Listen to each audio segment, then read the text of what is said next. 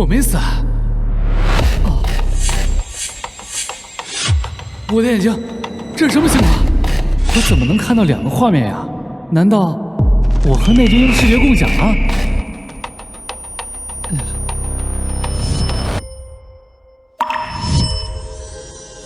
以血为媒，预售契约已签订。那只老鹰成了我的预售，我好像还能控制那只鹰的行为。英雄，你能帮我找只兔子吗？我真的操控英雄找到了一只兔子，有了这功能，这山里的宝物岂不是唾手可得？英雄，抓住那只兔子！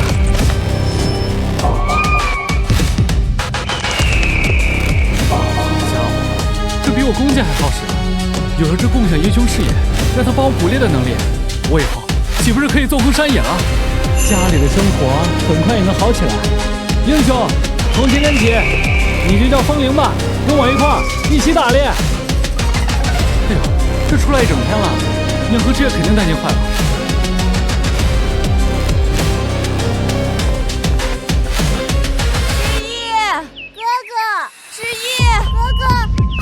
志夜，娘终于找到你了，志夜。哥哥，娘，志月，你们怎么上山了？我跟娘没等到哥哥回家吃饭，担心哥哥出事，就来山里找哥哥了。志夜，你怎么受伤了呀？娘，我没事儿，就蹭破点皮，没事儿。哥，这是娘给你煮的鸡蛋，你打猎一天没吃什么东西吧？你吃完就不疼了。这颗鸡蛋，妹妹馋了好久，娘一直舍不得给她吃，没想到是留给我的。我一定要靠着风铃让他们过上好日子。知月，哥哥不饿，你自己吃啊。哥，这只兔子是你打的吗？当然了，就一只兔子，顶多让娘和知月垫垫肚子，得再找些猎物才行。风铃，飞高一点，让我看看附近有没有猎物。发现猎物了，我的预售发现猎物了，是山鸡。太好了，山鸡能吃也能卖。知月，哥哥晚上给你做肉吃。娘，我刚才在山上看见有一窝野鸡，我呢去把它们打回来，咱们带回去。你们就在这儿等我，我很快回来。可是你这个伤……娘，放心吧，没事儿。那你千万小心啊，千万小心。慢点啊！娘，哥哥今天好厉害呀！月儿，你哥可厉害了。风铃，咱们比一比，看谁逮得多。风铃，好样的！有了风铃，打猎就是方便多了。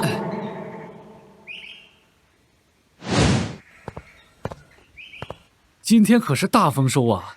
天色也不早了，先回去找娘跟知月，明天再上山打猎吧。风铃，走了。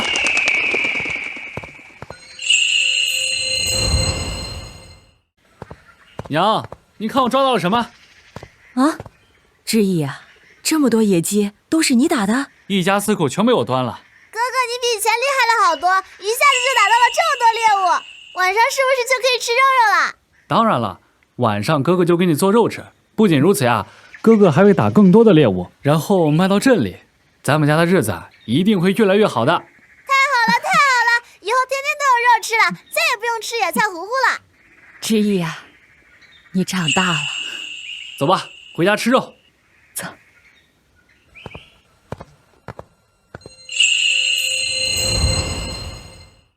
小鸡炖蘑菇来啦！好香啊！快吃吧。哥，这鸡肉我真的能吃吗？当然了，以后哥打到的猎物啊，最好的都给你和娘，快吃吧。你也吃。这鸡肉好好吃呀！哥娘，你们也吃。娘，多吃点。你也吃呀，来。这光有菜也吃不饱。哦，明天啊，我要去趟山里打些猎物去镇上卖，给家里啊买点米和面。大妹子，嘿呦，在家呢。哎，王婶儿，你怎么来了？我知道你家没什么吃食了，我给你们拿了点粟米，赶紧给孩子弄点吃的。还有，这篓是我新编的，你们先用。王姐，你平时都已经这么帮衬我们了，你家的日子也不大好过，这……你说这些干啥呀？这都是顺手的事儿，赶紧给孩子弄点吃的。那我就先走了啊。哎，等一下，王婶儿。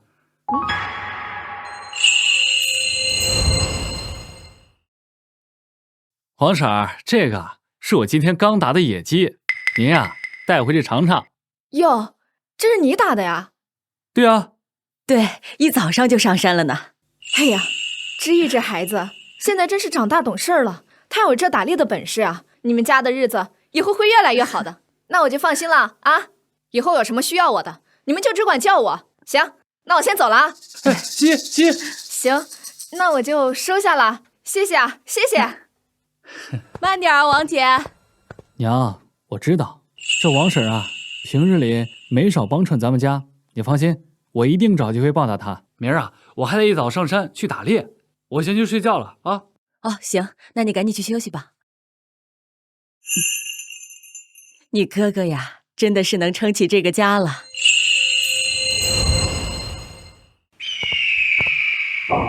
风铃，争取多找些猎物，拿到镇上多卖些钱，给家里多备些粮食。这是野鸡蛋，正好给娘跟知月补补身子。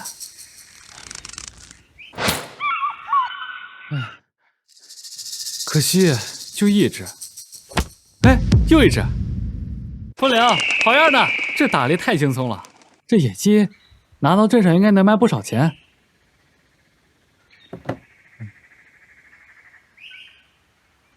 2只鸡，1窝鸡蛋，发财了，发财了！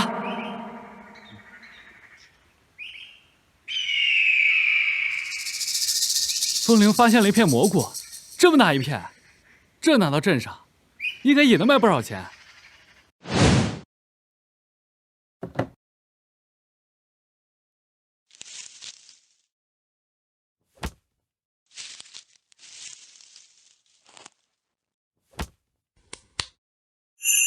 这采的也差不多了，先去镇上把这些全给卖了。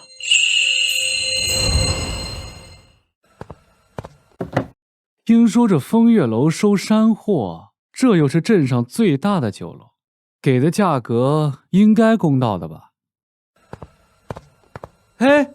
这位管事，在下来自云深村，这个是我今天刚从山上打的野鸡和蘑菇，您这收不收？收。不过小兄弟，你确定这是你今天新打的？哎呀，掌柜的，您可以看看。哟，这野鸡肉质紧实，毛色鲜艳。这蘑菇的品质也是相当不错哎。我全收了。哎呦，您确定您都要了？在下姓徐，是这风月楼的管事。不瞒您说，这几天啊，顾客都想吃新鲜的野味儿，但之前那些贩子送来的货都不新鲜，所以啊，这客流最近少了不少。我们掌柜的命我3日之内必须找到。你这可是解了我的燃眉之急啊！小伙子，你这野鸡跟蘑菇怎么卖啊？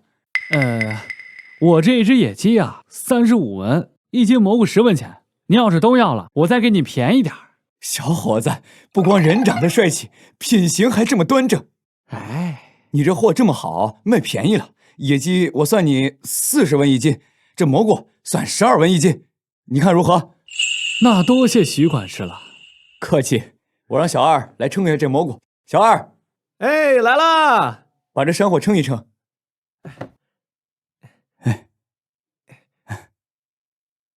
徐管事，一共44斤。这44斤蘑菇呢，我给你算528文，4只野鸡160文，一共是688文。这样，我给你算700文，如何？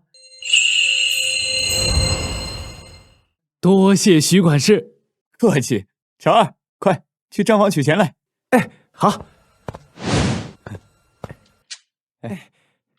这是700文钱，你数数。小兄弟，我还有一件小事想麻烦你，不知道你能不能帮上忙？在下沈之意。徐管事，你有什么事尽管说，如果我能做到，一定尽力。那就感谢沈兄弟了。是这样，有一个大户3日之后要在咱们酒楼宴请，指明要这野猪肉和50斤松茸，不知道你能不能找到啊？有风铃在，这些东西肯定能找到，没问题。徐管事，我争取明日下山前给您送过来，让您提前准备。仅需1日时间？对，就1日。好，来，这10文银子就当是定金，剩下的货款等野猪和这山货到了之后，再一并给你补齐。哎，也请兄弟以后有了新鲜山货，优先享着我们风月楼啊！哎呦，多谢徐管事信任，您放心，一定不让您失望。好，那我先走了，告辞。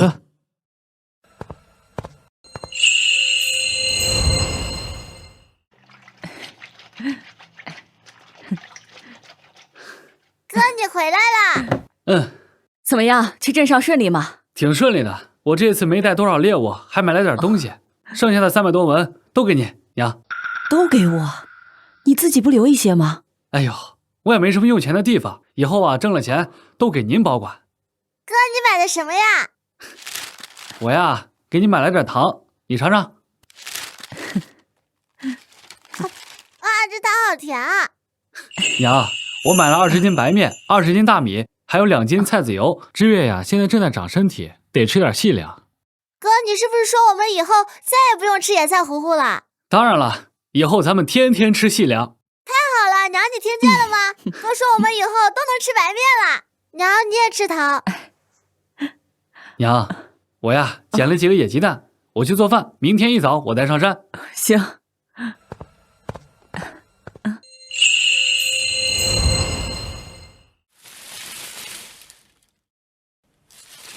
这野猪陷阱差不多就做好了，等他们自己往上撞就行。风铃，咱们先去找松茸，要品质好的啊。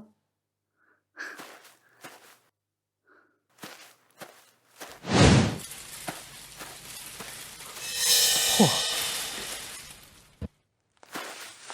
太好了，2只野猪。哎，嘿，这大的给徐管事，这小的啊拿回家自己吃。风铃，咱们走吧。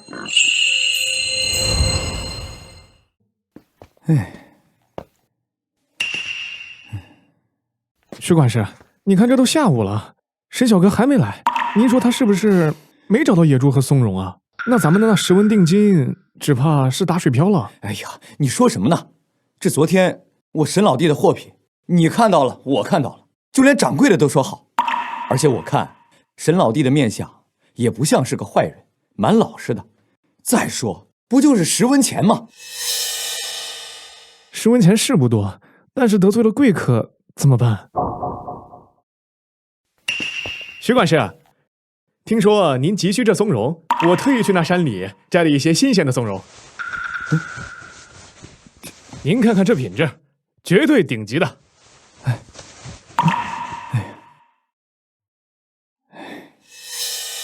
吴贩子，你管这叫顶级品质啊？你看这盖帽上都已经弯曲卷边了，一看就是放了好几天的陈货，这炖出肉来能香吗？哎，徐管事，在这山里摘着松茸不容易，而且最近天旱，能找到这些就不错了。这样，我给您便宜点，就30文1斤，怎么样？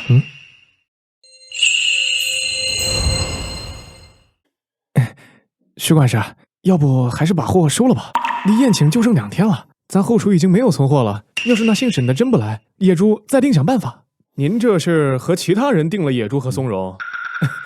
徐管事，不是我给您泼冷水啊，这野猪那可是凶得很啊，寻常猎户那都是组队才能对付，哪是随便哪个小子就能打的？依我看，您那10文钱怕是被骗了吧？就是，我看那10文钱就不该给那穷小子。哎呀，说什么呢？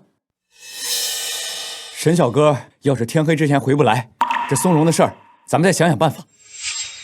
你这松茸品质不行，我们不能砸自己的招牌，你卖给别人去吧。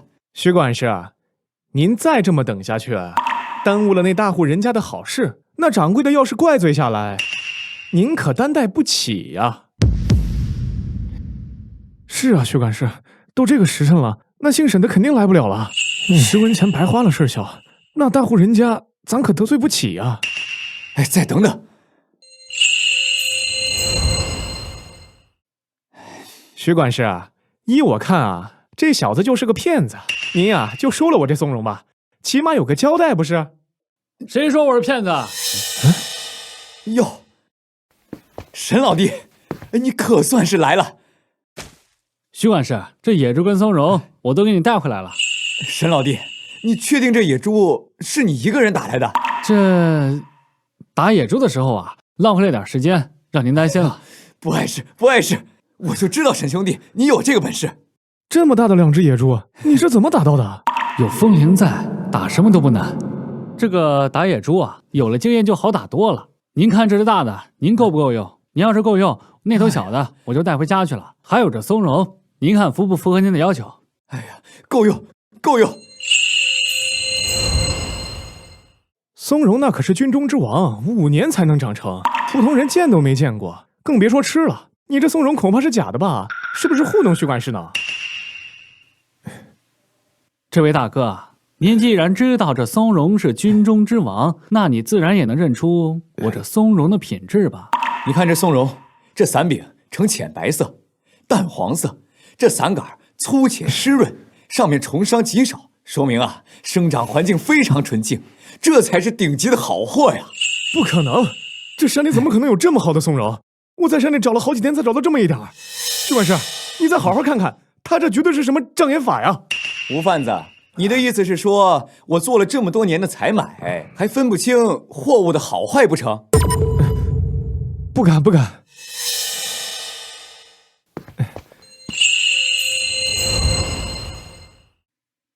徐管事，猪肉和松茸你还满意吗？一等一的好货。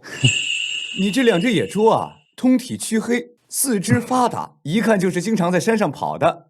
这松茸的品质啊，更是一等一的好货。那岂止是满意啊，简直是帮了哥哥的大忙了。谢兄弟。徐管事满意就好。这野猪呢，我给你算80文1斤；这松茸呢，我给你算40文1斤。你看可好？可以。嘿，快，称一称。来人，称一下野猪跟松茸。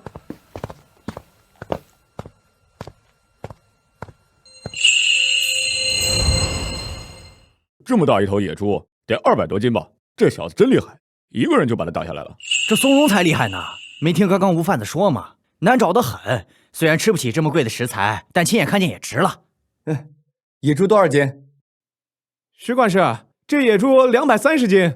230斤野猪，按80文1斤就是18400文。松茸呢？徐管事，这松茸55斤，还多了5斤呢。55斤松茸，太好了，沈兄弟，你这可真是帮了我大忙了。松茸按40文1斤，那就是2200文，一共就是20600文。沈兄弟，你看可对？我就不用看了，我相信徐管事。好，小二去拿钱。哎，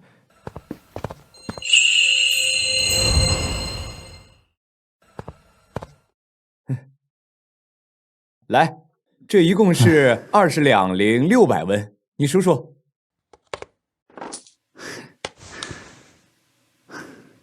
这2两银子是我个人给你的，一是因为我跟小二对你的不信任，跟你道歉；二来呢，哥也真心想交你这个朋友，以后你有这些好货，也想让你优先考虑我们风月楼啊。徐管事，这银子我不能要，就按咱们之前说好的价格就行。再说了，定金你都付过了。哎，让你拿你就拿，一来呢，你的货物品质高，值这个价；二来呢，我真心想交你这个朋友。沈小哥，今天是我不对，您就收下吧。我们管事很少看重一个人的。行，那多谢徐管事了。日后您这再有什么需要，我一定尽快给您送过来。这要紧的事儿啊，都已经办妥了。不过，老哥确实有一点小事儿，想麻烦你。你闲暇无事的时候，能不能从山上多采一些野菜回来？一呢，我们楼里的贵客都喜欢吃；二来呢，也是我们酒楼的常备菜。没问题。那这天色也不早了，我还得去采买些东西，我得先告辞了。再会。哎，沈小哥这一身本领，未来不可限量啊。搬货。是。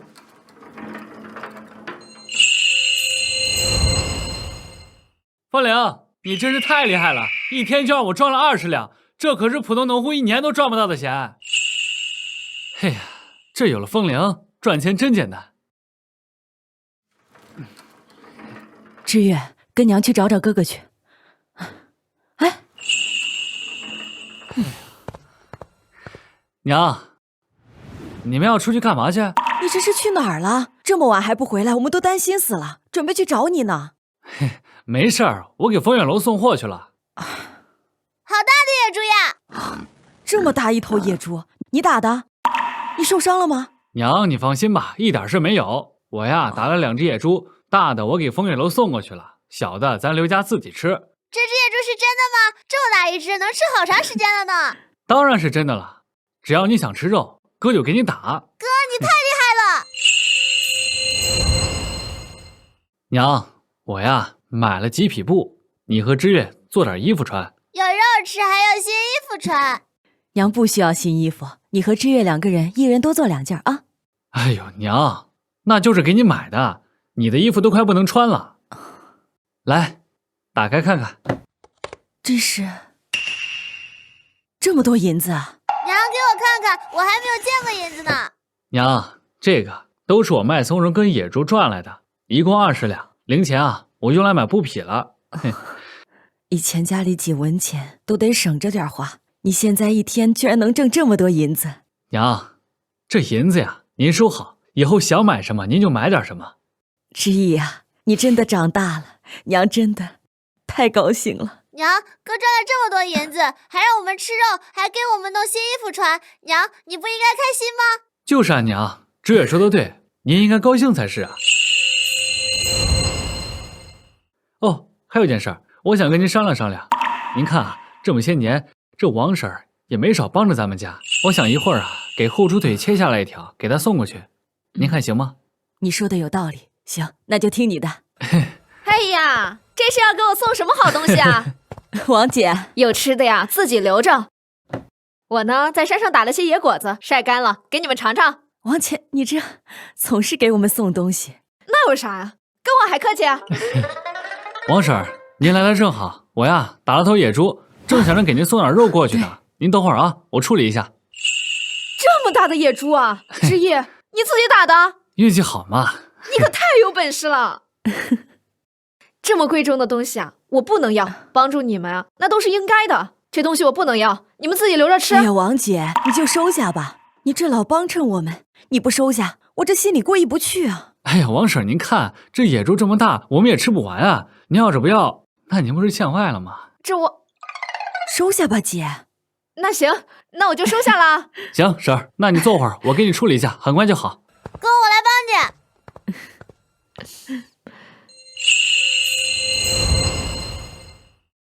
风铃，今天我们去找一些新鲜的野菜，你看哪里比较多？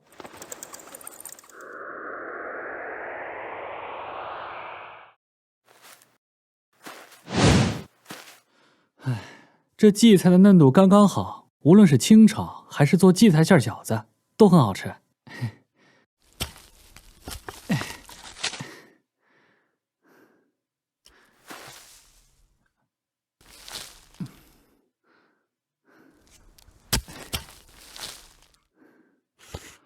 方玲，这附近有没有马齿苋？一种野菜太单调了。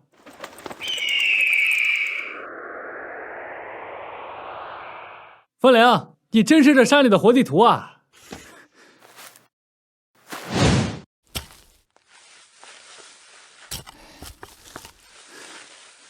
这些差不多应该就足够了。这野菜放久了也不新鲜，我先去给他送到枫叶楼。这是水果笋。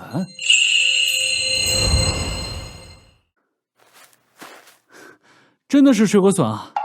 这种笋可以生吃，味道甘甜。没想到这山里居然有这么多。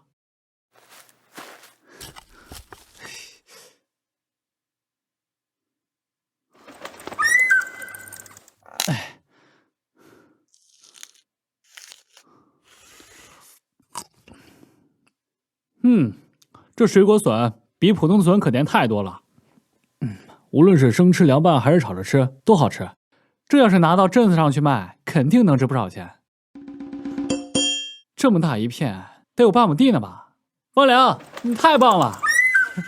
哎呀，不过这么多笋，我自己肯定挖不完，到时候叫上娘跟王婶上来一起挖。我先挖几根，给镇上的徐管事拿去尝尝，他一定很高兴。嘿，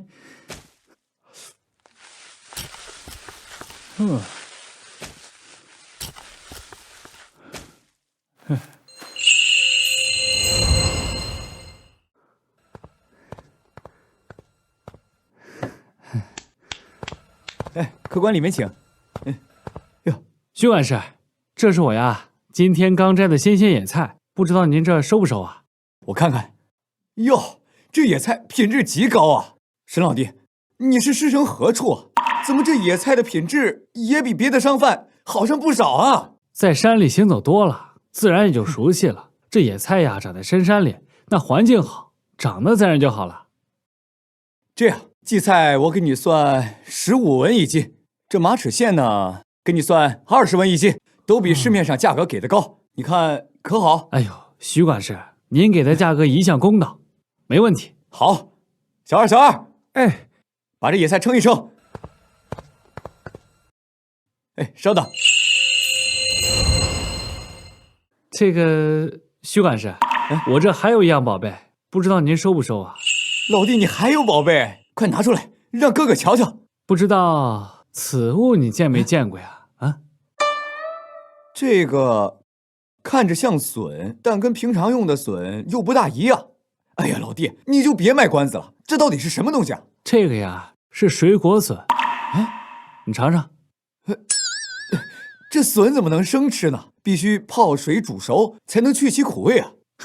这是水果笋，不苦的，能生吃。来，尝尝。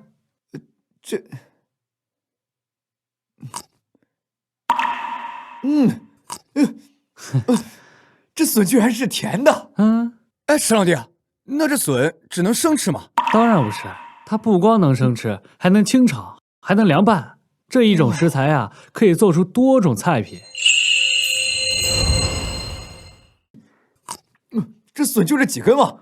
当然不是，那山上还有好多呢。我不寻思采几根让你尝尝，看你收不收嘛？收。我先定个小目标，咱先收他200斤。成，那我明天挖完给您送过来。沈老弟，你打的这些山货呀，不光品质好，还时不时的能给我们带来这么多新鲜玩意儿。我们风月楼的生意啊，是越来越好了。真是感谢你。哎，小二，称好了没有啊？徐管事，荠菜35斤，马齿苋30斤，一共1两零150文。好。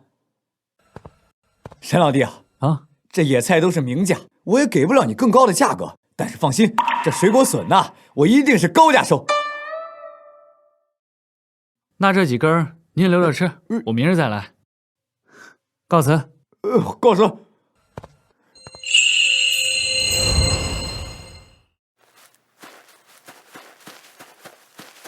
哎呀，这么多笋呢！就这儿的笋呐，长得最好。咱们先挖这儿，不过得小心点，千万不能给挖断了。好嘞，行。那我呢？我干什么？志月，你啊，你就帮我把挖出来的笋放到筐里。不过你可得小心点，可不能把笋一弄破了。放心吧，我一定装得整整齐齐的。好，那我们就开始吧，争取中午之前挖完。没问题。好嘞。这笋呐，又大又新鲜的，这要拿到集市上，那不还得抢着要啊？你可真是有福气，这孩子总能找到好东西。哎，多亏了知意，现在我们家的日子总算是有点盼头了。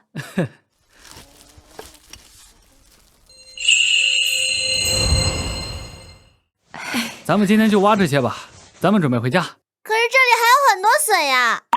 可是咱们再挖也运不回去呀，这算上我放在马车上那些啊，得有个1000多斤了吧？哟，这么多了呢！这拿到镇上足够卖了。知月呀，听你哥哥的，什么时候需要咱们再来挖。那啥时候需要我了，随时叫我啊。但是被人家挖走了怎么办？哎，知月呀，你看啊，这个深山平时都没有什么人敢来，你放心吧，不会有人的啊。好吧。娘，这筐里的笋呢，你和王婶分一下。这车上的笋啊，我就拿到镇上去卖啊。行，没问题。啊，幸亏啊，你提前租了一辆马车，要不然这还真不好运。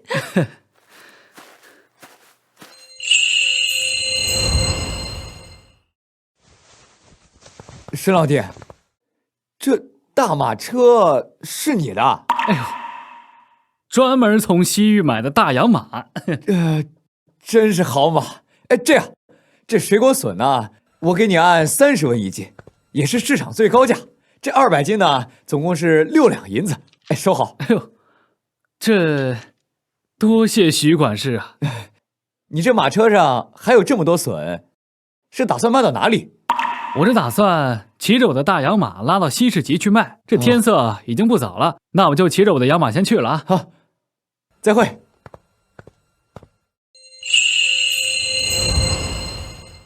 各位，新鲜的水果笋不甜不要钱啊，大家可以先尝一尝。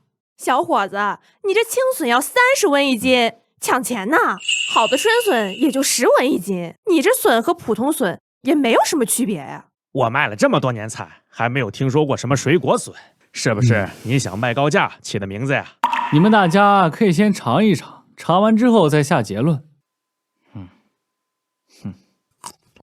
很甜，还很爽口。 30文确实不贵。小伙子，做生意要实在，不能胡乱喊价。这笋虽然有点甜，但30文一斤还是太贵了。你要是降到10文，我们大家还都能买几斤回去。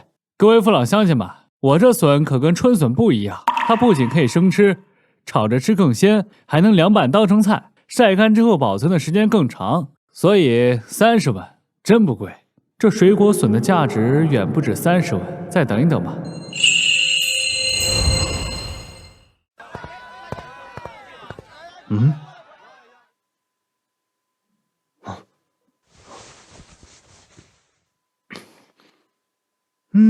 是水果笋。我找了这么多天，没想到在这个小小的集市里面找到这么好的货。哼，你们俩不会是一伙的吧？这位大哥，看你这衣着也不像啊。不得无礼，这位可是仁德书斋的秦掌柜，全天下的各种食材什么没吃过，哪儿轮得到你质疑？是我们县城最大那个书斋，秦掌柜怎么会来我们镇上？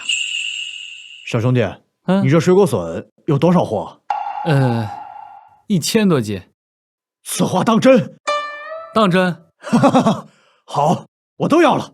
哎呦，秦掌柜，我这水果笋1斤是30文，我这有1000斤，您当真全要了？30文不算贵，1000斤也不算多。我这些货是要送往全国各地的，如果没有人预定的话，我都要了。没有预定，秦掌柜，您书斋在何处啊？我给您送过去。不用，我有马车可以送过去，把这些水果笋送回书斋。是，掌柜的。哎，钱给我。这是30两银子，不知道小兄弟贵姓啊？哦，在下沈之意，多谢秦掌柜。沈兄弟，你这些竹笋是从何得来？不知是否还有其他的货啊？还有这山上没挖的，大概还有3000多斤。3000斤？好，这3000斤水果笋我全都要了。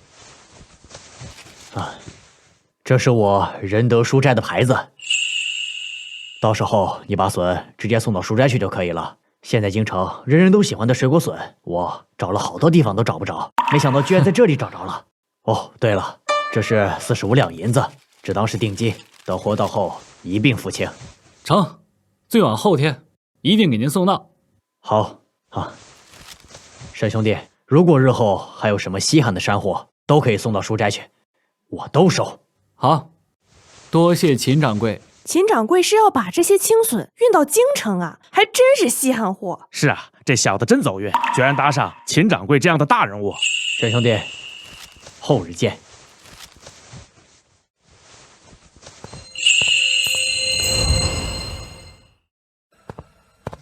哥，你回来了。来坐下，快。怎么回来这么早？来，先喝口水。我这路上啊，碰到了仁德书斋的掌柜，他把那些笋全买了。啥？他一个人全要了？那可是1000斤呢！可不止那1000斤，山上的笋他都要了。所以啊，明天还得辛苦你们再跟我上趟山。好好好，我们不麻烦，我们也不辛苦，就是你呀，多休息休息啊。哎，我没事，娘。小妹子呀，我看到你们这一家呀，日子越来越好，我看着我就高兴。王婶啊，这3两银子你拿着，这是您挖笋的工钱。哎呦，不行不行不行，这钱我哪能要呢？再说了，上回你给我那野猪肉，我这心里我都够感激的了，这钱我绝对不能要，不能要。王婶儿，要是没有您的话，我们也挖不了这么快。这钱呀，是您应得的。就是啊，王姐，你就收下吧。知意说的没错，这钱是你挣的，你就拿着吧，然后回头买点粮食给娃补补。不行，哎呀，你就拿着吧，我拿着吧。我觉得哥说的对，王婶儿，这钱你就收下吧。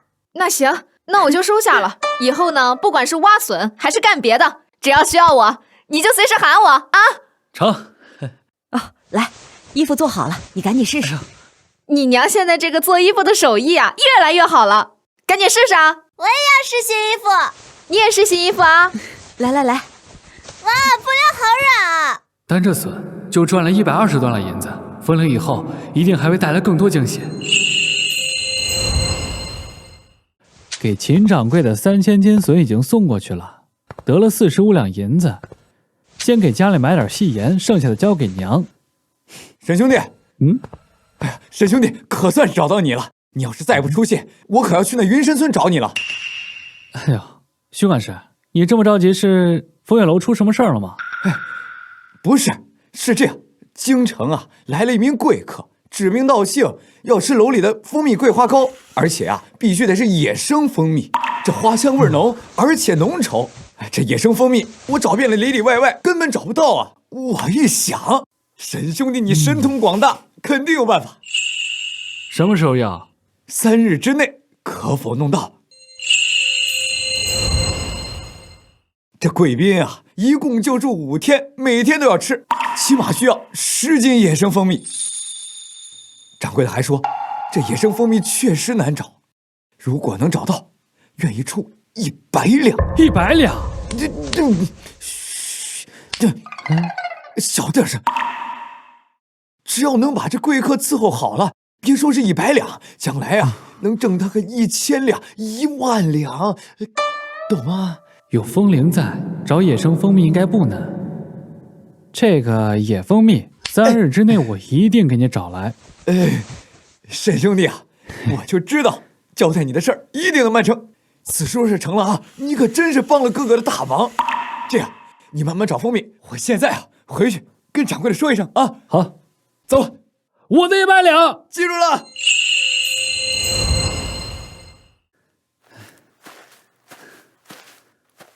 风铃，今天我们要找野蜂蜜。这蜜蜂啊，喜欢在暖和的地方筑巢，你呀多注意点向阳的地方。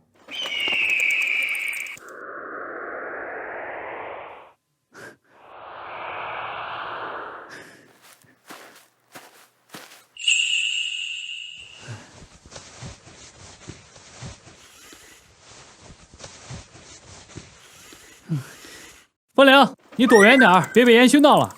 我呀，先拿烟把蜜蜂熏跑，再拿蜂蜜。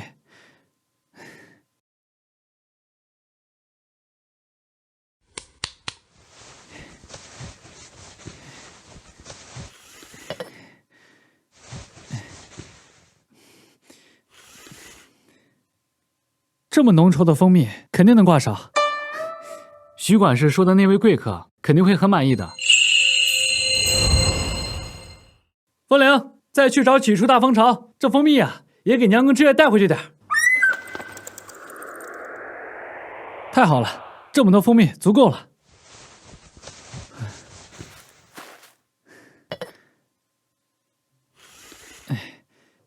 哎，这是石斛。我记得石斛是非常名贵的中草药，可以滋阴清热，肯定值不少钱。风铃，你果然每次都能给我惊喜。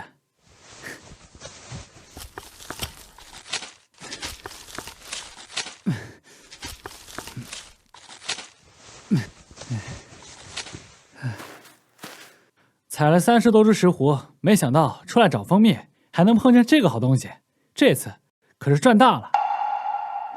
这天色还早，先去镇上把蜂蜜给徐管事送过去，然后再去药铺问问这石斛能值多少钱。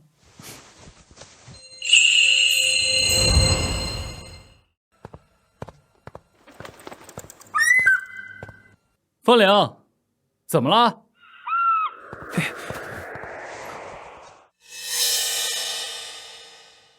呀，这背篓里的好东西，要是交给我卖，这得赚多少钱呀？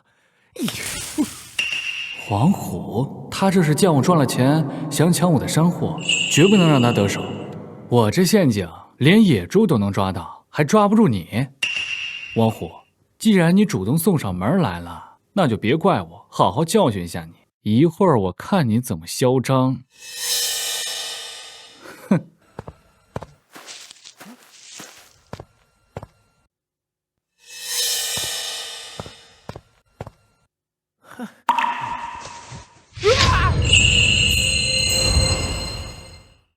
救命啊！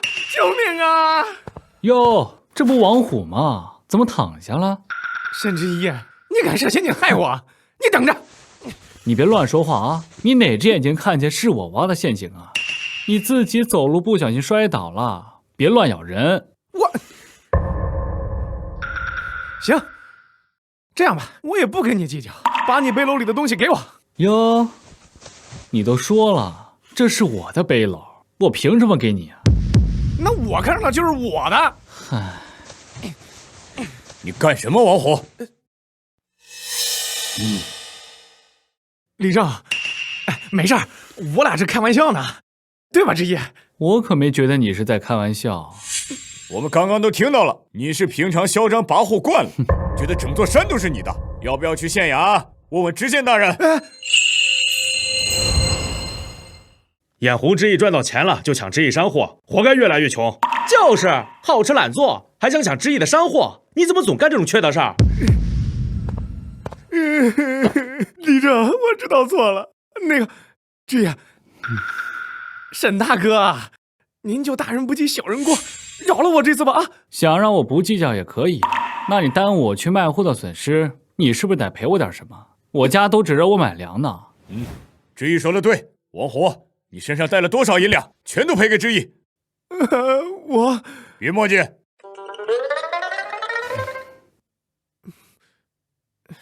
知意拿着。李正，我就这么多钱。别墨迹，就这么定了。李正，我可都给他了。多谢李正大人主持公道。知意啊，你现在也是家里的顶梁柱了，以后像这种事你就告诉我。哦，这时辰也不早了，早点回去吧。好，谢谢李正。你滚蛋！好嘞，李正，那我走了。徐管事，沈兄弟，你可算是来了。今天早上啊，贵客还嚷嚷着要吃这蜂蜜桂花糕，掌柜的急得已经上山亲自采蜜去了。徐管事，我说了能送来，那就肯定能送。这蜂蜜可是我早上刚采的，浓稠的很，您尝尝。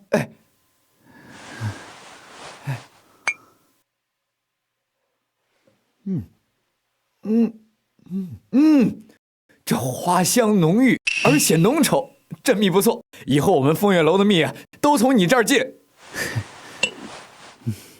小二，拿银子。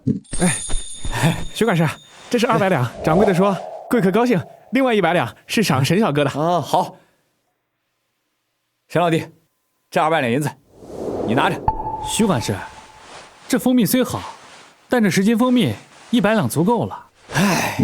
沈老弟，一来呢，你这蜂蜜啊品质好，值这个价钱；二来呢，贵客喜欢，就会给我们风月楼带来更多的客人。这钱你拿着。现在啊，不是你靠着我们风月楼，而是我们风月楼要靠你赚钱。成，那我这就恭敬不如从命了啊。那我还有事儿，先告辞了。碰见掌柜的，让他从山上赶紧下来。你们这收不收药材啊？一个乡野村夫，懂什么药材？别是些没用的草皮树根吧？我呀，从山上采了一些石斛，敢问这儿的掌柜收不收啊？石斛？哼，我看你是想拿些普通的草藤来冒充药材，来骗我们药铺的钱吧？快走，快走，别影响我们做生意。怎么跟顾客说话呢？凭穿着看人。我平时都是这么教你的吗？朱掌柜，我是怕他拿假药来骗你。去，干活去。这位小哥，不要跟他一般见识。听说你要卖石斛，能不能让我看看？这个呀，是我从老槐树那儿采的，根茎完整，没有虫蛀。这可是上等的野生铁皮石斛啊！你看，这缎面的翠绿色啊，还有这，淡淡的药香，是上等的好货，而且石斛完整，没有一丁点的破损呐。朱掌柜，这真是石斛？我看着跟普通草藤没什么区别啊。你懂什么？这石斛要是用来煲汤或者入药，能滋阴清热，对治疗肺虚咳嗽大有好处。而且这种品相的石斛十分罕见，只有富贵人家才用得起呀。掌柜的，那你收不收啊？收，现在正是收石斛的时候。你这里是多少株？32株。好，那我就给你5两一株。你32株就是160两，怎么样？掌柜的给的价格很公道，是你的石斛品质好，值这个价。去拿银子。小哥，你经常上山采药吗？是啊，我这儿呢上山采一些野菜跟蘑菇，偶尔也采一些药材。我有位朋友，这几日正在找10年生的野生人参，出价300两。若是你能找到，我可以帮你引荐。有风铃在，肯定能找到。掌柜的，那这天色还早，我呢立马去看看。太好了，那掌柜的，等我找到人参，我再来找您。好，那我就恭候小哥的好消息。告辞。风铃，这次要找10年野人参，靠你了。怎么全都是10年草藤啊？这人参叶子是掌状的，应该很好认才是。找到了。风铃，你一天就给我赚了600两，这可得慢点挖呀，可不能把根须弄断了。10年人参弄断根须就不值钱了。哎呦，这人参的根须快跟我拇指一样粗了，而且根须完整。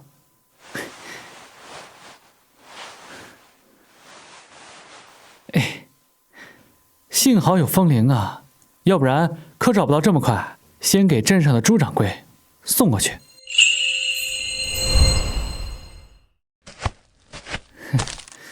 小哥，这位就是我跟你提到的朋友李公子，没想到你这么快就回来了。这位小哥就是能找到人参的人，已经找到了吗？朱掌柜，李公子，这就是我在山上挖到的人参。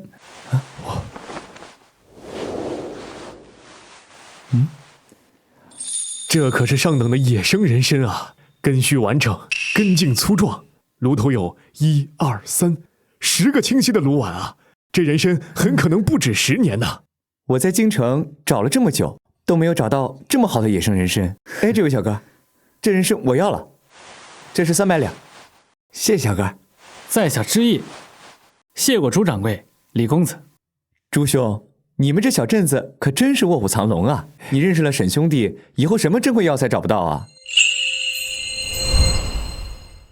是啊，承蒙沈兄弟看得起我这小药铺，以后沈兄弟要是得了上好的药材，可要想着点我们永安堂啊！我一定给你高价。没问题，那我就先告辞。告辞。告辞。告辞。哎呦，沈兄弟，你可真让我一顿好找啊！你这怎么了，秦掌柜？水果笋出问题了？不是笋的事儿，是京城那边要100斤新鲜的高山木耳，而且让我10日之内送达。哎呀，你要知道，这高山木耳可是贡品级的食材，那我小小的书斋怎么可能会有呢？只能来求助沈兄弟了。毕竟你找到那个水果笋还有人参，肯定也能找到这木耳。沈兄弟你放心，银子不是问题，只要你能帮我找到高山木耳，我出400两。这个黑木耳没问题，但是吧，它怎么了？是嫌银子少是吧？没关系，我还能再加。秦掌柜，我不是这意思，跟银子没关系。我是想问您啊，您知不知道这镇上哪块卖马车靠谱？我不寻思我买辆马车，以后给您送木耳方便吗？哦，哈哈，马车呀，我当什么事儿呢？就往那边走，往前拐2条街，周掌柜他们家那车铺，在他那个轮子上面装了铁皮，特别的耐用。我们家那个书斋那个车都是他们家的。哦，那我趁着天还没黑，我看看。天黑了这看不清楚。那个木耳不是问题啊，您放心，3日内一定给您送来，不耽误您往京城送。这下多谢沈兄弟了哈。知意，听说你买了辆新的马车，得多少银子呀？朋友介绍的，没花多少银子。谁能想到以前村里最穷的人，现在是村里第一个买马车的人。知意回来了。哥，你买马车了？是啊，为了送货方便嘛。你这样送货也太辛苦了，是该早点买马车了。娘，那我们回家吧，明天啊带你们试试。好，走。走吧。娘，这是今天赚的560两，你拿好。500两，娘祖上这一辈子也没见过这么多钱啊！有了这马车呀，咱们找山货更方便，以后啊会越赚越多的。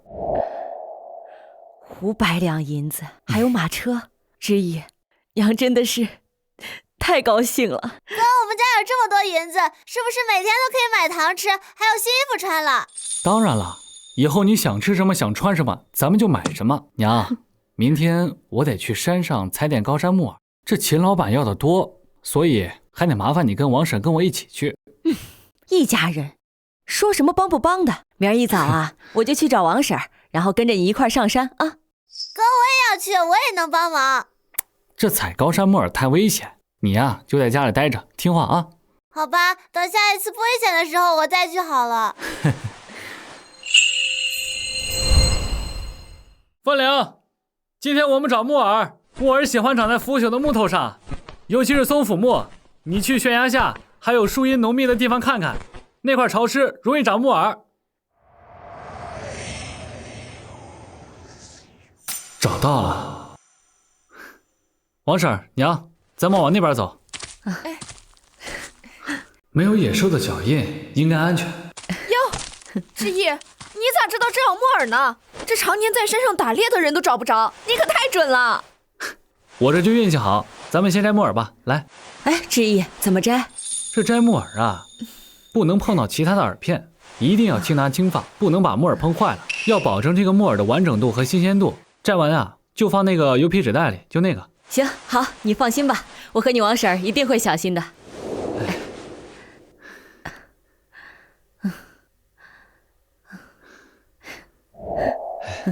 娘，我这差不多了，我呢先给秦掌柜送过去。秦掌柜说了，这木耳啊可是贡品级食材，你和王婶啊多摘点，晚上拿回家吃啊。早点下山。放心吧，我和你王婶能相互照应着，赶紧去吧啊。哎。吁！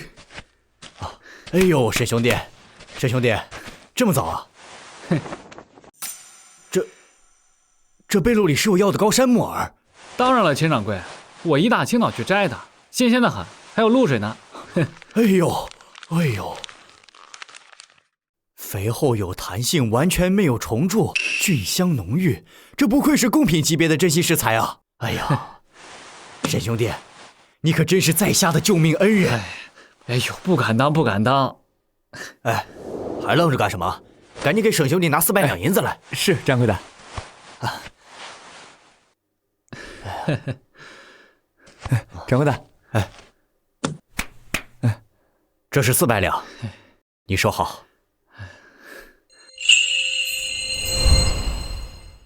又给你们弄了几双鞋啊，你拿着。看你，没事儿。来，给你买的蜜饯，你尝尝。蜜饯，娘，哥给我们买了蜜饯。快尝尝。王婶，这是给你买的，你也尝尝。还有我的呢。哎呀，谢谢谢谢。还有这个，这3两银子是你采木耳的工钱。不是，你这咋又给我钱呢？我不能要，你这上次就给我钱了。再说了，我帮你们呀，这都是顺带手的事儿。你说你家前几年难的时候，我这也没帮上啥忙啊。这瞅着你们现在这日子越过越好，我这心里也开心。我上回拿你那钱，到现在我心里都过意不去。说啥这回这钱我不能要，不能要，这蜜饯我收了。王婶儿，这个呀是工钱，这日后啊，我还得经常上山，那不还得找您帮忙吗？哪有能让你白干活呀？你要是不收的话，那我以后真不敢找您帮忙了。不是你说他这孩子怎么这么轴啊？你就收下听之意的吧。啊，你说说你刚才是不是连夜给我们一人纳了一双鞋底啊？咱们现在呀，既然之意有本事了，我们就得一起把日子过得更好，不是？啊，不是大姐，之意，你看你这每回都给我这么多钱，我要不是有你们的话，我家这几个孩子到现在我还穿着这个烂不丁的衣服，哪能像现在一样？这3天2头还能吃顿白面馒头，不是我这都是托了你们的福。哎，娘，这做的什么呀？这么香？哦，我拿木耳炖了肉，你赶紧去洗手，一会儿我们吃饭啊。王婶，你留下来一起吃吧，娘炖的肉可香了。对，一起吃。行，那我就厚脸皮留在这儿吃一顿。来，快尝尝。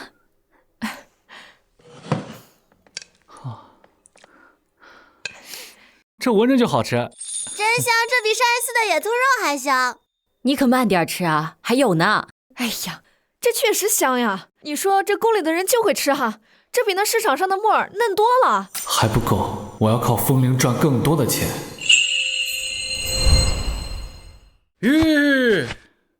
沈小哥，你几日没来了？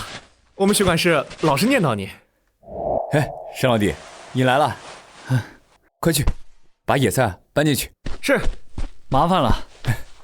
哎，老弟，今天你这马跟昨天的不一样啊。哎呦，哥哥好眼力，这是我从高丽新买的马，我给它起名叫高丽新马。高新马，嘿，名字是不错，就是肤色黑了点儿。哎呀，老弟啊，还是你给的野菜新鲜。不过这山上有没有大枣？客人现在天天嚷嚷的要吃着大枣蜜饯。枣啊，这我还真没留意过，我给您上山找找。那行，沈老弟，只要你说能找到，那保准能成。嗨，那我就等着你的枣。成，那我现在去给你找，尽快给你答复。好，小二。学馆师，荠菜和马齿苋都是100斤，一共3两500文。沈小哥，你拿好。成，那我就告辞了。等着你。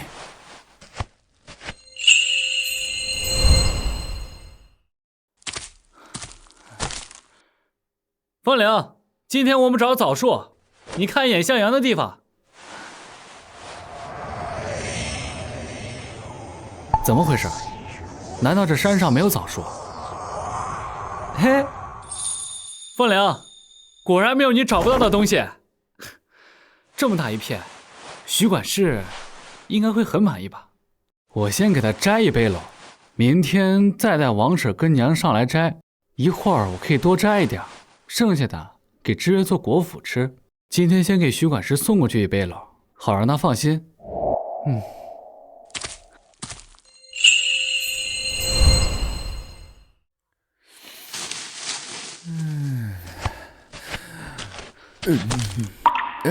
沈兄弟，这么快就回来了？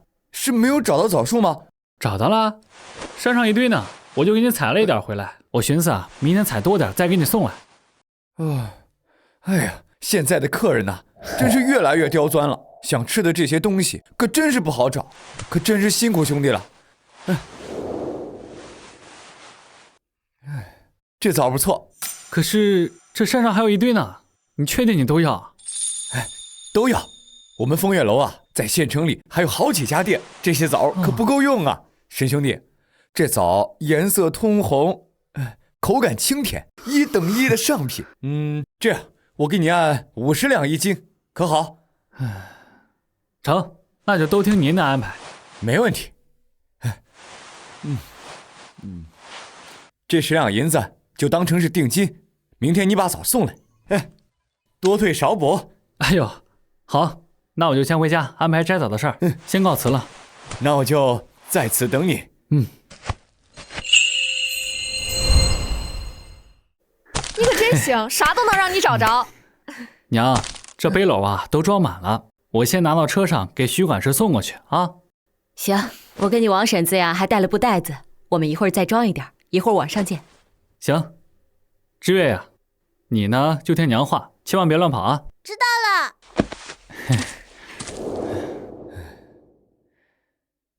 哎呀，不错，老弟啊，我就知道这事情交给你准差不了。多谢徐管事照顾啊。来，这是说好的100两银票。哎呦，这个是东家给的。徐管事，这是……这500两呢，算是山货之后的定金。以后啊，不管你收到什么山货，都优先考虑我们风月楼，一定高价收购，咱们以后一块赚钱嘛。哎呦，徐管事，那请你帮我谢谢东家的，以后咱风月楼需要什么，我一定送来。哎，没问题。哎，告辞。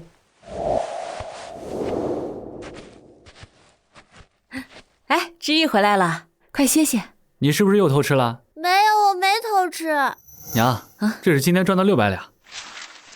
大枣卖了这么多吗？哎，没有，枣啊卖了100两，那500两是之后我们供货的钱。哦，500两，加上之前的得有1000多两了吧？知意呀，你这不到1个月就挣了这么多呀？娘，我以后还会赚更多的钱，你跟知月什么都不用干，享福就行。哥哥也要跟我们一起享福。好。娘，我一会儿上山啊，采点新鲜的那个野菜，给风月楼送过去。行，你自己小心点，别去危险的地方啊。哎，放心吧，娘。路上小心点。哎。是沈之意沈兄弟家吗？哎，朱掌柜，您怎么来了？突然登门，实在抱歉。只是我昨日未能在镇上寻到您，才打听了你的住处。朱掌柜，您是有什么急事吗？沈兄弟，请看，京城的老主顾急需这种野生天麻，出价700两，收50斤。只要你能找到，我再给你多加50两的辛苦费。哎呦，朱掌柜您放心，我肯定能找到。哎呀，太好了，有你这句话我就放心了。哦，你是准备上山采药吧？那我就不多耽误你了。成，朱掌柜，您在药铺等我，我找到第一时间给您送过去。好，好。告辞。风岭，今天找野生天麻，靠你了。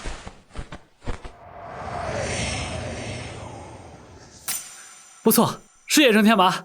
风岭，好样的！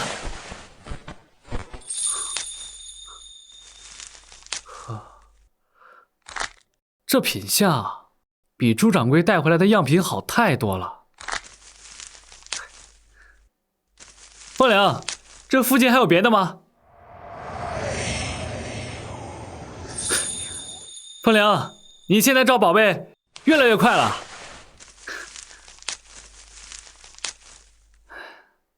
这差不多够了，先去镇上给朱掌柜送过去。哎，是枸杞。枸杞这东西不光能当水果吃，还能入药。采一些回去给朱掌柜，他应该也收。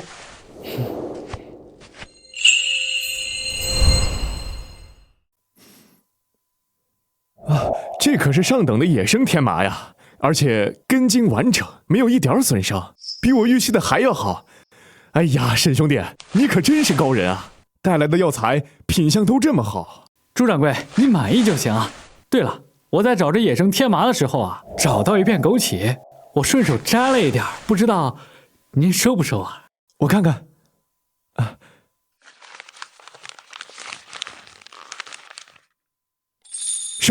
收。野生枸杞可是好东西，既能当药材入药，又能做药膳。而且你这枸杞果实饱满，颜色鲜艳，效果肯定更好。快，伙计，拿钱过来，快！沈兄弟，这里是760两，之前天麻说好的750两，枸杞就不用称了，算10两。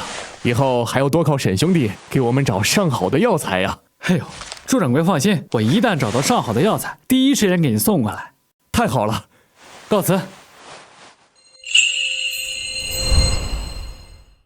哎秦掌柜，我听你伙计说，你找我。哎，沈兄弟，你来的正好，我给你介绍一下，这位是盛海，盛兄，他是个走南闯北的海商，他在京城和江南有些路子。秦兄，这位就是您常给我说的沈兄弟。看着倒是实在。我叫盛海，是一个经常出海的海商。见过盛掌柜，在下沈之意。哎，秦掌柜，您今儿个叫我来这个书斋是有什么事儿吗？哦，沈兄弟，是这样的，盛兄有笔生意想跟你谈。盛兄在江南商后要提供一批野核桃，可是他左找右找，那些个商货贩子就是凑不齐，而且这野核桃的质量也差，所以想让你给他找一些这野核桃。沈兄弟，你看一下，这种品质的野核桃能不能收得到？你要收得到的话，我出100两，你看怎么样？哎呀，盛掌柜，这野核桃我倒是能给你找到，但是这500斤可能有点多。这样，您给我3天时间准备，3天后我给您送来。秦兄弟一直说你是有本事有魄力，今天一看，确实是个能人。这是50两定金，你先收着，剩下的等货到后一并付清。盛掌柜，太多了，20两银子足够了。哎呀，沈兄弟，这盛兄是个讲究人，你就收下吧。他其实是怕你半途反悔，毕竟500斤野核桃那可不是个小数目。秦掌柜说的对，这批货要在霜降前要送到江南，耽误不得。这沈兄弟啊，我就在这书斋等你3天，到时候如果你货到了之后，以后商货优先找你定。多谢盛掌柜信任，您放心，3日之内我一定给您送来，保证品质上乘。那我就静候佳音了，告辞啊。秦兄啊，你就这么信得过他？盛兄，你是不知道，之前我找的那个水果笋就是沈兄弟帮我找到的。你的这个野核桃交给他，你就放心吧，他呀肯定会给你个惊喜。秦兄的话我自然是信得过他，那我就放心在这里等着了。凤良，这附近有没有大片野核桃？量要大。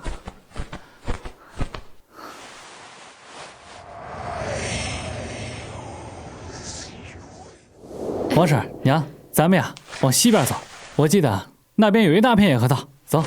行，走走。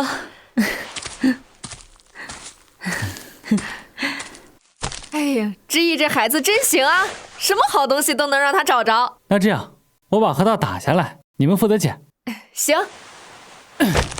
哎呦，这么多核桃呀！这别说500斤了，1000斤都得有啊！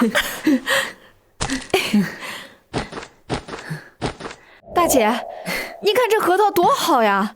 你说知意这孩子，什么好东西都能让他给找着。我这一天呀，跟着你们沾光，这让我也赚了不少钱。这要放以前，我想都不敢想。知意呀，是越来越懂事了。王婶，这才哪儿到哪儿，以后让你赚更多钱。这样吧，咱们先把这核桃啊先拿回去，把壳卸了，我再给盛掌柜送过去。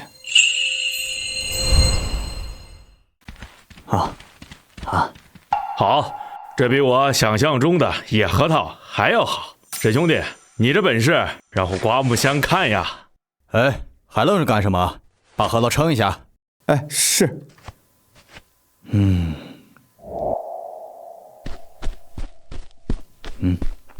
掌柜的，一共1060斤。盛掌柜，如果您只收500斤，没关系，那剩下的我再拉回去。这些我都要了。沈兄弟啊，咱们说好的，先给你200两，剩下的那60斤，我就拿这些碎银子顶。还希望沈兄弟不要计较。盛掌柜，咱们说好的200两就够了，那剩下60斤啊，算我给您的见面礼。哎，沈兄弟啊，你这般大气，倒显得我有点小气了。实话跟您说，这次我找你买野核桃，实际上是想试试你的能力。试试我的能力？对，其实我是真的找野核桃，我主要是给一些京城的达官贵人供货。这次咱们是第一次合作，虽然这次有秦兄的担保，但是我还是想谨慎一些。还希望沈兄弟莫怪。不碍事，不碍事。我这儿有笔真正的大生意，想交给沈兄弟。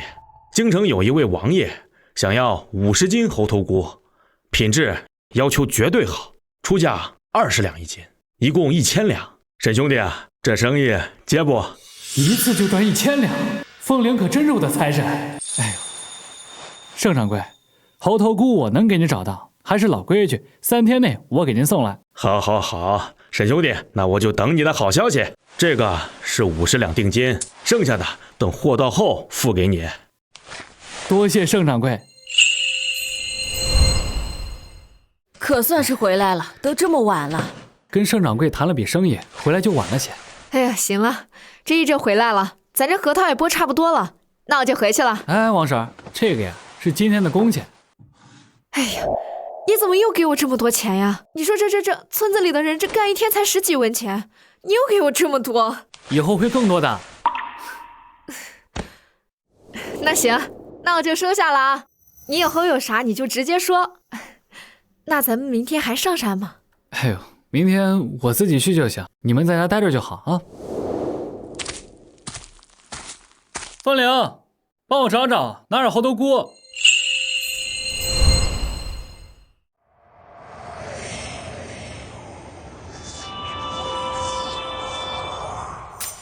好呀，那风铃，我就知道你能找到。个头大，绒毛完整，没有虫蛀，一看就是上等品。嘿，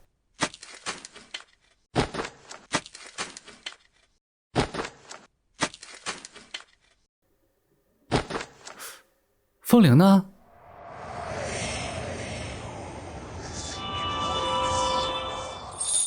灵芝，嘿，是灵芝。伞盖完整，纹路清晰，一看就是上乘品质。凤玲，你这真是太会给人惊喜了吧？这灵芝啊，又被称之为仙草，肯定能值不少钱。绒毛完整，菌香浓郁，这是没有任何损伤，这是我见过的猴头菇里最好的品相。沈兄弟啊，您这本事真是让人刮目相看呢。拿过去称称。是，掌柜的。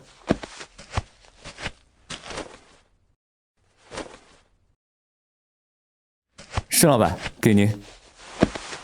掌柜的，一共55斤。这个是950两，加上之前的50两，还有你多余的5斤，这是100两。以后我这边的山货找你定了。多谢盛掌柜，以后您要是再需要什么山货，派人告诉我，我第一时间给您送来，保证品质顶尖。哼，盛兄，我说的没错吧？想要上好的山货，找沈兄弟准没错。哎呦，不敢当。嘿，我这做海商好多年，见过不少商贾贩子，但是像沈兄弟这样又实在又有本事的人，我还是头一个见。那多谢盛掌柜了，我呀还得去趟永安堂，先告辞了。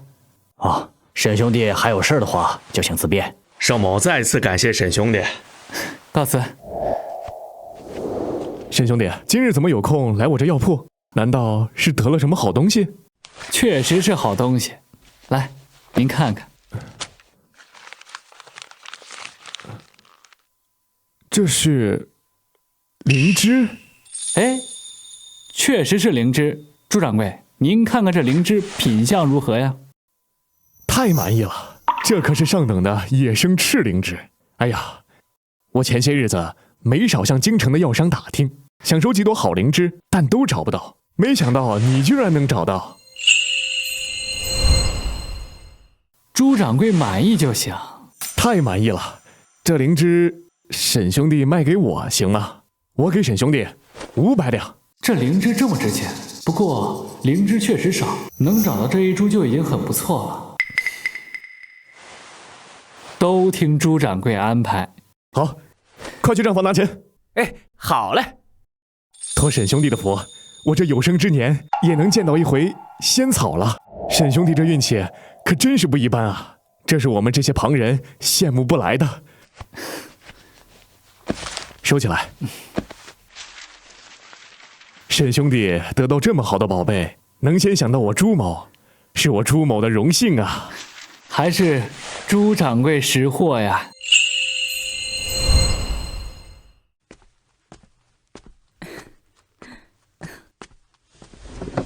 哥，你手里拿的是什么呀？这是卖猴头菇的钱。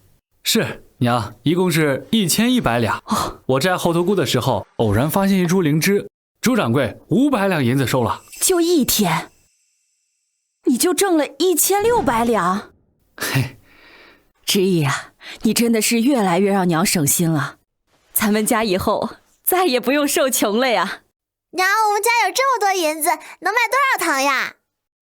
以后知月啊，你想吃多少吃多少，想吃什么吃什么，钱不够了，哥哥会再赚的。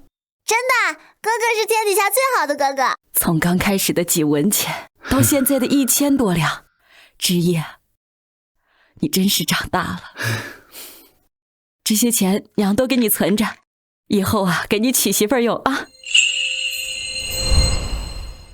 哎呀，娘，这些钱啊，您花在自己和知月身上就行，我还不想成家呢啊。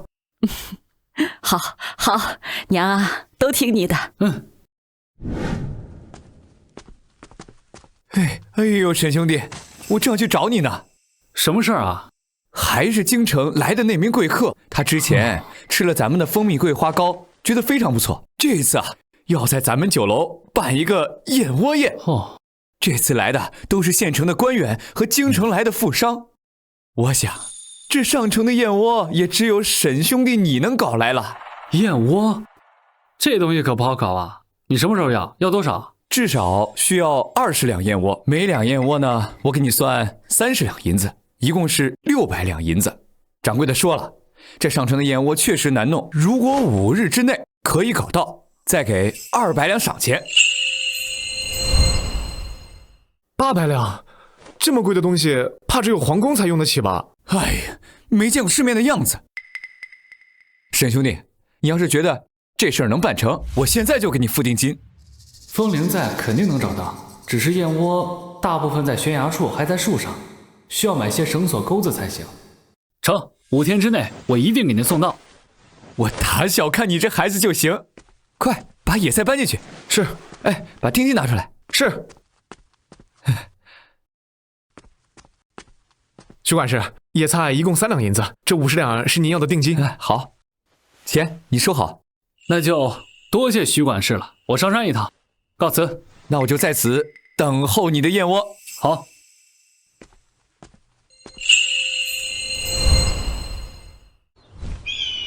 凤玲，今天我们找燕窝，你去注意一下悬崖上的石缝，尤其是向阳的地方。哦，对了，还有树上。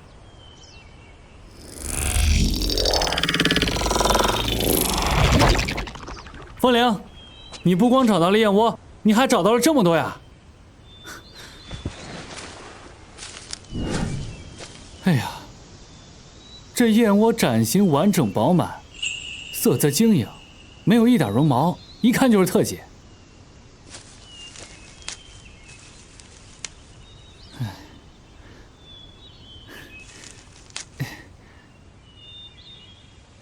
哎，这是什么东西？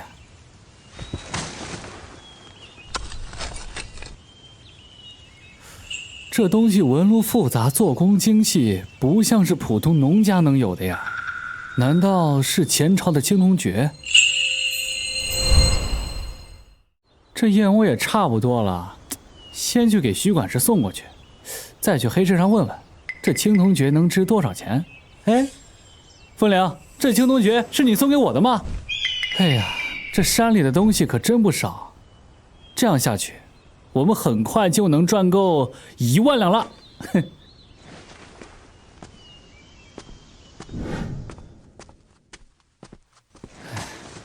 哎，这不就是沈兄弟吧？徐管事没少在我耳边唠叨，说沈兄弟不仅能找到稀有的山货，而且都是1等1的品质。我们风月楼最近生意红火，也全靠沈兄弟送来的货好。徐管事，这位是……哦，忘了介绍了，这位呀，是我们风月楼的掌柜，这一次从京城回来，特意想跟你见上一面。掌柜的，徐管事，这燕窝我给你们带来了。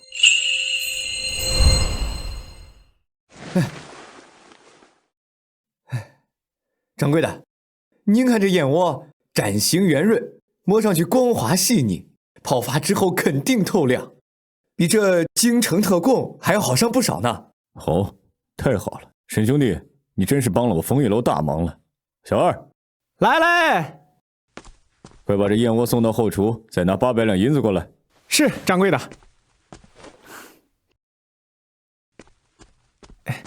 给徐管事。这里面呢是800两银票，你点点。哎呦，徐管事，这钱我们不能收啊！您之前已经付给过我50两了呀。那50两是我们风月楼和沈兄弟的合作诚意，一码归一码，这些银子请沈兄弟收下就行。那就多谢掌柜的和徐管事了。以后咱这风月楼再需要什么山货，我一定给您送过来。沈兄弟放心，以后只要我们风月楼开业1天，咱们的合作就1天有效。沈兄弟改日一定要带着家眷来我们风月楼，徐管事一定要好好招待。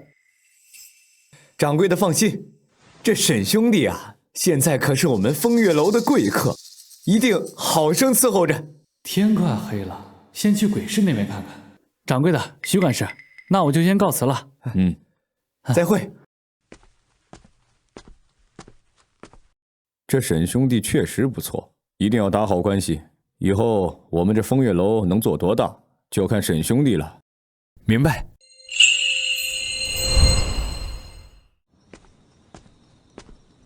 这鬼市的规矩虽然是不问出处，只论品相，但也容易被骗呀，得谨慎一些。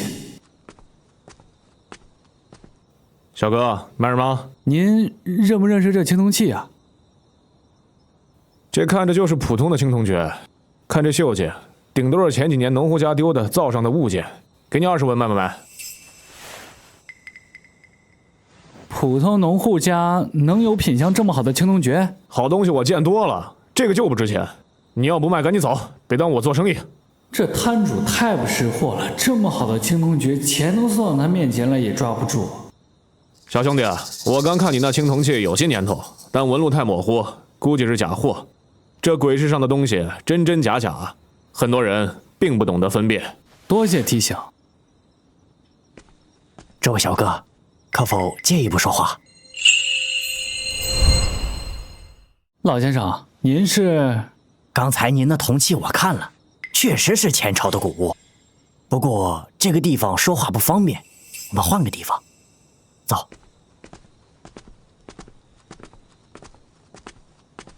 赶快把东西放在布上，别碰坏了，慢点。老先生，您认识这青铜爵？认识。哎呦，小哥，你看，这是前朝中期的饕餮纹呐，纹路这么清晰，拐角处还有回纹装饰，这可是典型的工艺工匠的手法呀，民间可是没有的。品相这么好的青铜爵，真是罕见呐。您的意思是这青铜爵很值钱？小哥，这是宝贝啊！我在鬼市做了30年的生意，这么好品相的青铜爵，第一次见呐。那老先生，这青铜爵具体能值多少钱？我给你这个数，3000两银子，整个鬼市不会有我出价再高了。3000两？您此话当真？真的，真的。来，这是3000两银票，你点一下。小哥啊，你可让我开眼了呀！这青铜爵，如果让不识货的人收走，那可就可惜了呀。一个青铜爵就卖3000两，回头点上风铃再找找，山里还有什么宝贝？老先生，那这青铜爵我就卖给您了。好。哦。小哥，我问句不该问的，这青铜爵你是从哪里获得的呀？哎呦，老师傅，我这上山采药无意中发现的，您要是问具体位置，我还真有些忘了。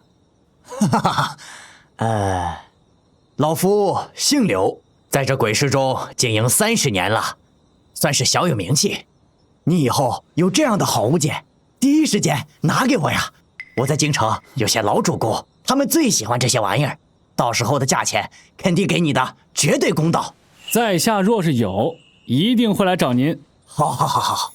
哎，对了，小哥，你如果没有其他东西要卖，还是赶紧回去吧。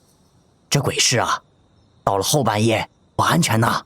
多谢柳先生告知，在下告辞了。好的。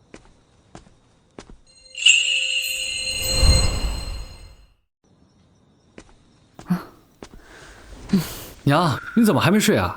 你这么晚都还没回来，我哪睡得着呀？知月这孩子也非要等你回来呢。哥，知月一直陪着娘呢。知月，你看看这是什么？滚灯，是滚灯，谢谢哥。娘，这个呀是今天赚的银子，你和上次赚的收好。100、200、3000两，是3000两。这盒子里面呀装的是800两。你是在山上找到什么山货了？怎么能卖这么多银子呀？知夜，咱们家已经赚了不少银子了，你可千万不能去做危险的事情啊！哎呦娘，你放心吧，不危险。我偶然呀找到了一个青铜爵，我把它卖了，才赚了这么多钱。来娘，这个送给您试试。这孩子，娘都已经这么大岁数了，还带什么簪子呀？娘不老，娘在我心里是最漂亮的。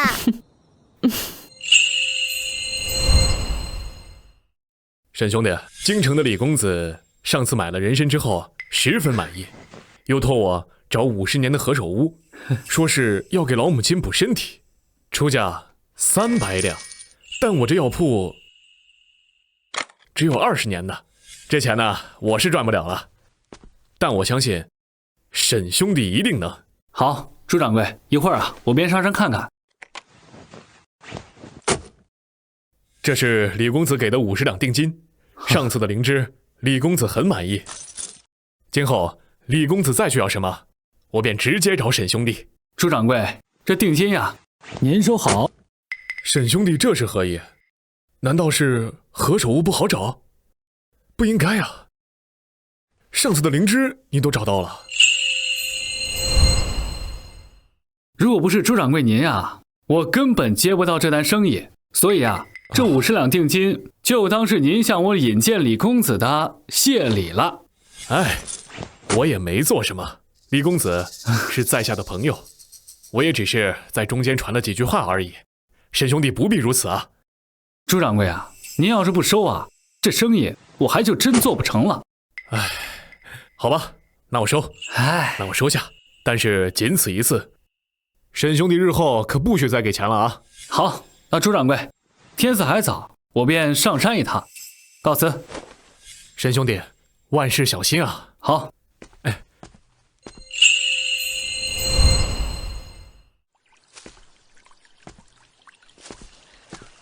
方玲，这次我们要找50年的何首乌。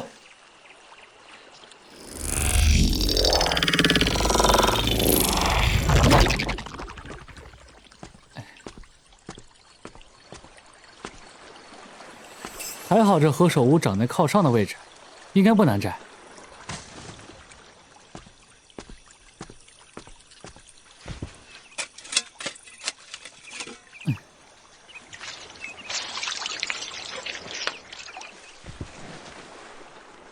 这何首乌的根茎快跟我小臂一样粗了，还有云锦纹，这也得有上百年了吧？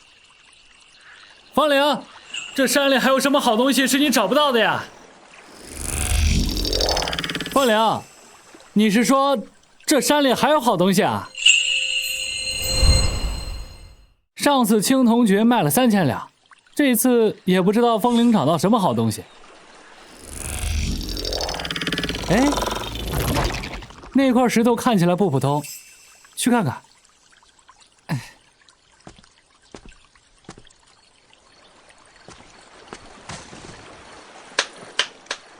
这石头的纹路有点像虎皮，形状也是卧虎的样子，有点意思。先挖出来看看。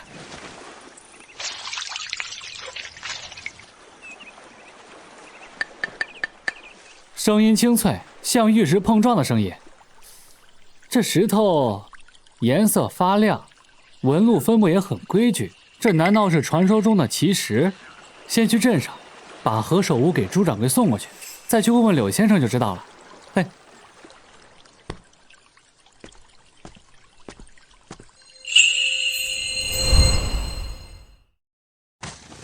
沈兄弟，这才1日你就找到何首乌了？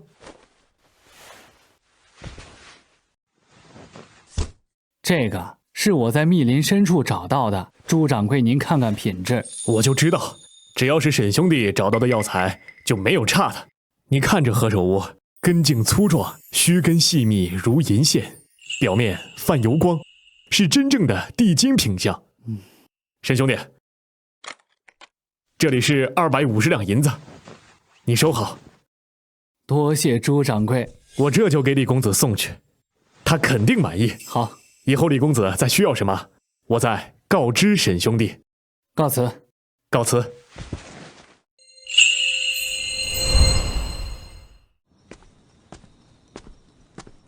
小哥，你又来了，这回带的什么宝贝啊？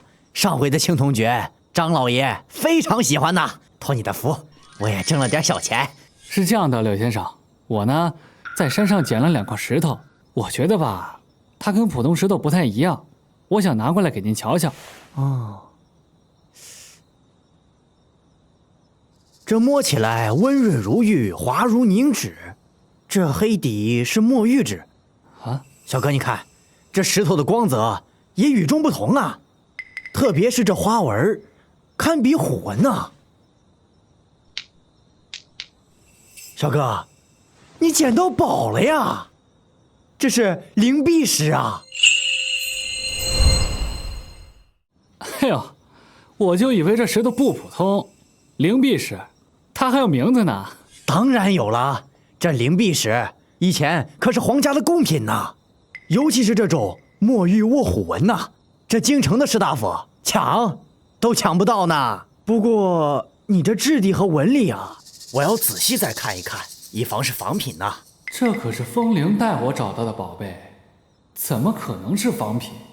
柳先生，尽管查验。哈哈哈，好好好。这卧虎纹要连贯，墨玉底要通透，盘音要绵长。柳先生这反应比看到青铜诀还大，看来能卖不少钱呀。真品呐，小哥，这是真品呐！这2块石头我都要，5000两银子。5000两？你要嫌少，我再加100两。哎，就按5000两。日后啊，我要再寻得什么宝贝，还请柳先生帮忙鉴赏。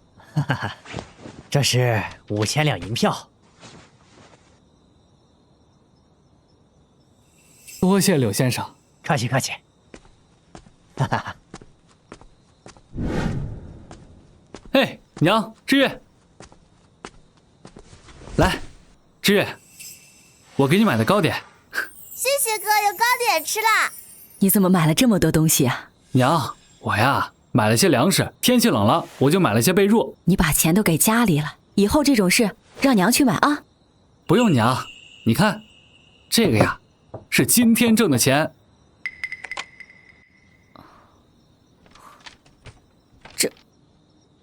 这么多，5000两，前2日刚赚了有3000两，这又是5000两，短短数日，日夜，你挣的得有1万两有余了吧？娘，日后啊，咱们的钱会越来越多的，你呀得换一个大点的箱子了。呸！沈之意，你他妈可真是走了狗屎运了！原来咱们过得一样差。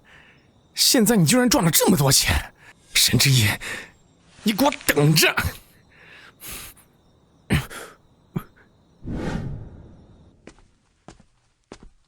张老三，哟，这不云深村的王虎吗？这次谁又惹你了？张老三，帮我办件事儿。先说好，杀人放火的事我可不干，我可不想再被关进去。谁用你杀人放火了？这样。你今儿晚上去那个沈之意他们家，帮我拿件东西。这东西啊，他就放在了。什事成之后，我再给你20两。这么重要的东西，他家里能没个房呗？哎呀，那个沈之义他就是个农夫，那家里就一个老娘和一个妹妹，他能有什么房呗？放心吧，事成之后啊，绝不赖账。行，今夜3更，你把我送过去，然后去村口等着，我把东西拿到手之后给你送过去。行。话又说回来了，你要是失了手，可千万别把我供出来。我赵老三混迹江湖多少年了，从没栽过。放心吧，东西保证给你。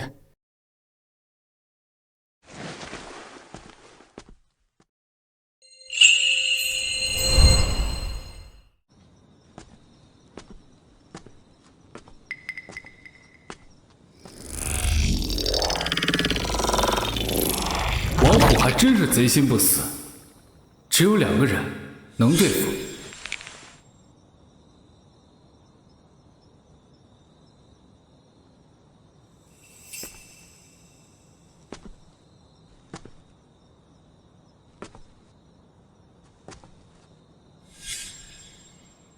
冷静，等他拿到钱，放松警惕的时候再动手。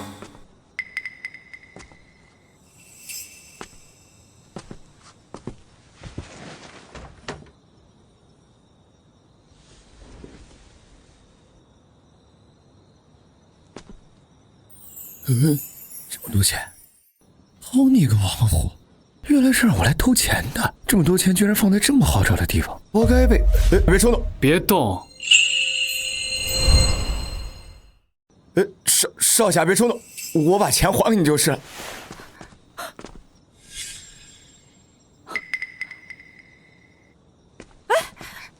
抓贼了！抓贼了！我们家进贼了！李正爷爷，快来抓贼呀！别动！贼在哪里？就是他。这小子看着有些眼熟啊，这不是镇上正在通缉的逃犯赵老三吗？不是我，你们认错人了，我没有偷钱，你赶紧把我放了。我现在银票还在你怀里，还狡辩？来的路上已经让人去请衙役了。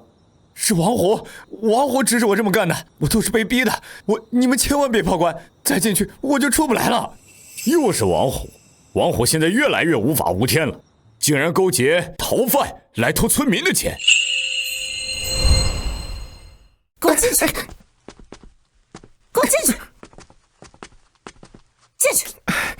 李正，我刚才看见王虎在外面鬼鬼祟祟，不知道又憋着什么坏。王虎，这一次人赃并获，我看你怎么狡辩。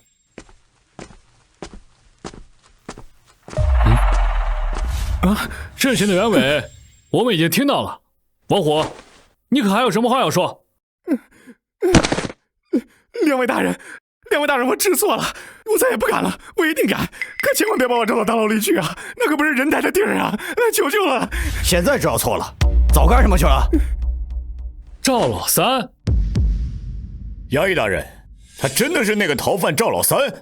这赵老三是你们谁抓到的啊？这位大人，是我。这赵老三平时没少偷东西，前阵子偷了一个大户人家的传家宝。这户人家说，如果有人能提供赵老三的证据，愿意出1000两银子。这是1000两银票，拿着吧。多谢大人。王虎，你勾结惯犯赵老三，盗窃沈家财物，人证物证俱在，跟我回县衙。走。哎，这赵老三，我你！没想到抓个贼还赚了1000两，风凉，你可真是神了。方良，上次的灵芝还有灵璧石都卖了个好价钱，这山里还有没有什么其他的稀罕物件啊？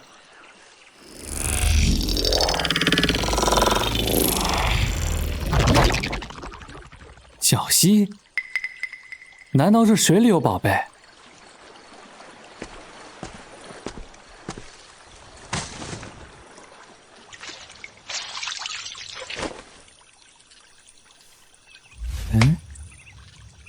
这石头比普通石头要重，表面光滑，内部通透，没有杂质。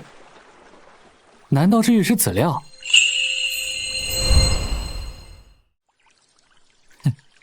先把这3块玉石籽料带回去给柳先生看看，就是不知道他收不收这东西。风铃，太好了，咱们先回去，把这些石头给柳先生。走。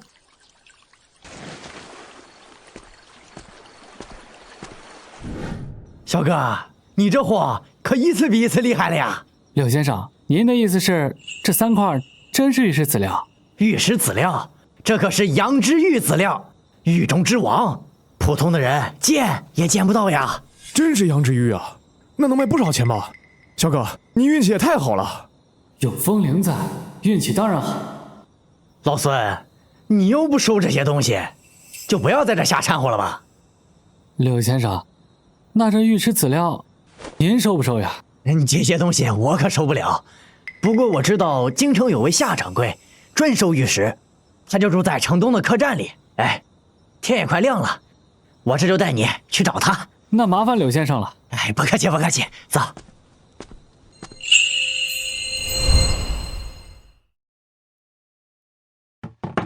这阳之玉籽料是玉石中的翘楚，这2块大的可以做玉牌，这块小的可以做玉佩。好玉，好玉呀！夏掌柜，那这3块玉石籽料，您打算多少钱收啊？大的6000两，小的3000两，一共15000两。沈兄弟，如果愿意卖的话，我现在就给你拿银票。15000两啊！师兄弟，夏掌柜为人厚道，不会亏待你的。我卖。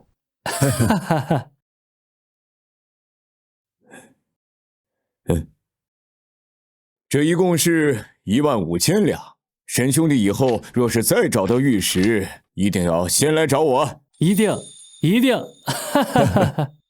山里既然能找到玉石籽料，一定还有别的玉石。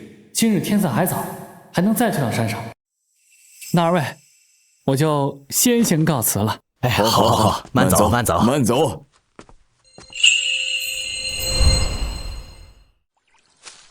风铃，虽然你已经帮我赚了快3万两，普通人一辈子也花不完。不过呀，我必须得赚更多的钱，给娘跟知月一个保障。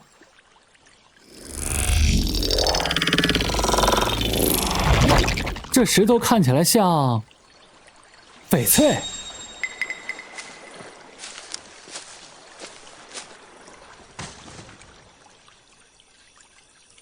真的是翡翠原石，这一大片山谷里全是，这下可真是衣食无忧了。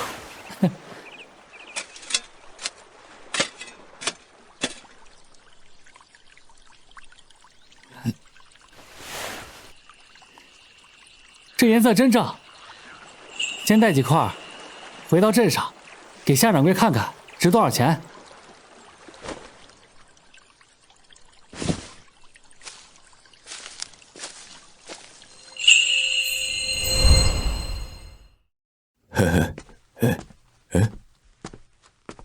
哎呀，沈兄弟，这又折回来，不是要反悔吧？哎，夏掌柜，你这说的哪门子话呀？我呀，又给你带个好东西。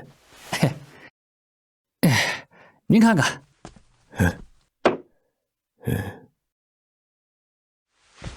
夏掌柜，这东西是翡翠吗？这确实是翡翠原石，质地细腻，触感温润如纸，肉眼看不到一点杂质。这种绿极为罕见，只有帝王才能用啊。夏掌柜，那这翡翠能卖多少钱？这块这么稀有，1万两。夏掌柜，那我要是能给您带来更多，您还收不收？小兄弟，不是说笑吧？你有多少？哎呦，那可太多了！只要夏掌柜需要，我一定给您带来。收，无论多少，全收，无论大小。不过沈兄弟要保证原石的完整性，千万别弄上裂痕呐。夏掌柜，您放心，我一定小心。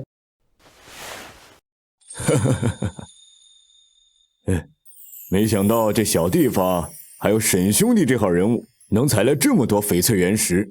你放心，我准备好银票，等沈兄弟的原石。那就多谢夏掌柜了。风铃，你这是给我找来一座金山啊！告辞，告辞。